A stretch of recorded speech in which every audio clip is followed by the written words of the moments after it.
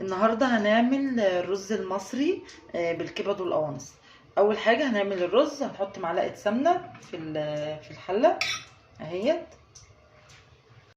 وهننزل بالرز، هنديله تشويحه كده على النار عشان يبقى ايه، مفلفل. ده رز مصري بس احنا هنعمله بخلطه الرز البسمتي. هنحط له معلقتين اللي هي خلطة الرز البسمتي والبهارات. تمام كده، هنقلبه بقى كده.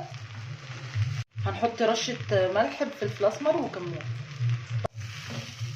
وزي ما قلبناه كده يتشوح ولونه اصفر اهو، هننزل بالميه.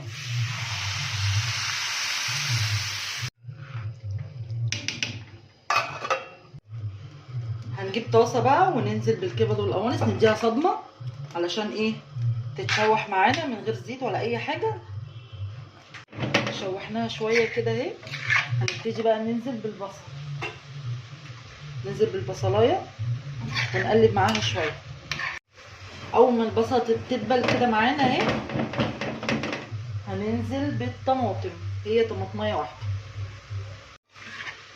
اول ما الطماطميه تدبل برضو كده حاجه بسيطه، هننزل بالفلفل. الفلفل ده طبعا ايه، حاطه فلفل رومي وفلفل شطه حراق. وهنسيبها بقى تستوي، نغطي عليها.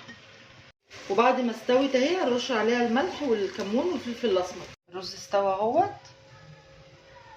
مش عايزه اقول لكم على الريحه والطعم بتاعه بيبقى جميل والله، جدا احسن من الرز البسمتي. هنحط بقى اللي عليها الكبد والقوانص كده اهي،